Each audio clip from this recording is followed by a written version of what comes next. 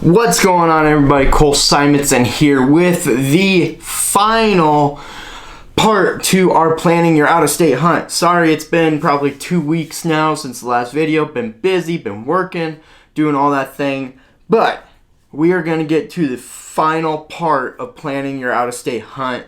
And if you guys have liked this series so far, do not forget to hit the thumbs up button, and it really helps me out. Trust me, it helps a ton when you guys do that. And for those who have, thank you so much.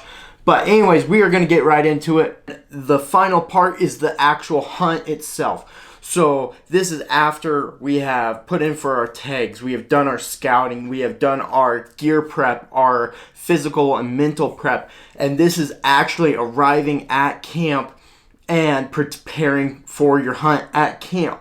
So if you're on an out-of-state hunt, you usually plan for anywhere from 5 to 10 days. That's what most of my hunts have been when I've gone out. They've always been in that 5-day range to 10 days. That gives you the best chance of success, in my opinion.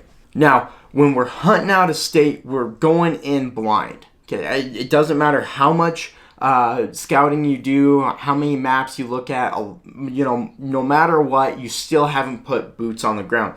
So an area could look really, really good on the map, and you show up and it's completely different from what you thought it was going to be. I've had this happen a ton of times to me, and it has called for an audible, and where I've had to completely pick up, move, and find a different spot, which actually ended up working out very well.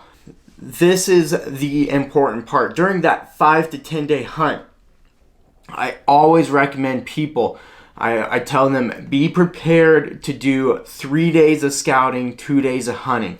The first couple days are spent all behind your glass.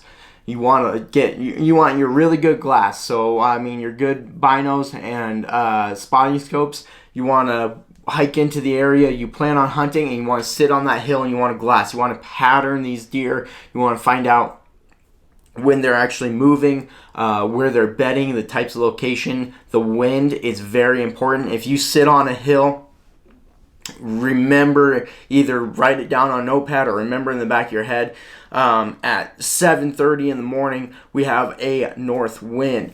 It switches from a north wind to a northwest wind at 9, and during the afternoon it hits a west wind until 4 o'clock, and then it switches back to a northwest and ends on a north wind. Stuff like that. Remember when your thermals start to change in the mornings. You'll be glassing and you can actually feel, the temperature difference, and you can check with your puffer if it's a strong enough thermal and stuff like that. So remember all that the first day or two. And the most important part is really get behind your glasses and walk a ton. During this time, you will most likely have an opportunity at, whatever you're hunting, a deer, antelope, elk, whatever. It is also very important to spend time actually learning the area as fast as you can and as best as you can, because when you're prepared, the first 2-3 days, that 4th, 5th, and on to the 10th day, you can actually really focus in on one area, hunt it hard. You know where those deer are going to be, you know the routes they're going to take, and you can either set up an ambush or wait for them to bed and put on a great stalk. That is the number one thing I can recommend when you go out of state and you're actually on the ground hunting. Don't just go. Actually plan your hikes in, plan your hikes out, find the best vantage point to sit on, look for deer. I do this every year, is even in my old reliable spots where I know there's deer. I'll walk in, I'll sit on my favorite little knoll, I'll pattern these deer for a couple days. If I have an option or opportunity to stalk them, I will go make that stalk.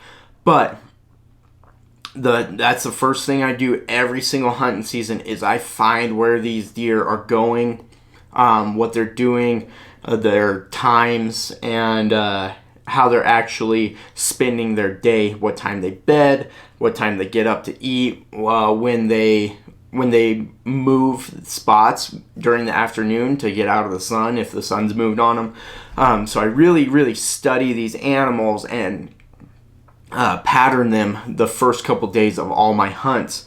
And then that has brought me success in the last couple days. So that is my number one tip for actually being on the ground during your out-of-state hunt. It's the scouting portion of it is irreplaceable. You can't hunt out west without knowing the area first. And for out-of-staters, they're first seeing the area in just a couple days. So that's what you really want to do. You want to get to know the area as fast and as best as possible, pattern these animals, and then the last couple days actually fully go into the hunt.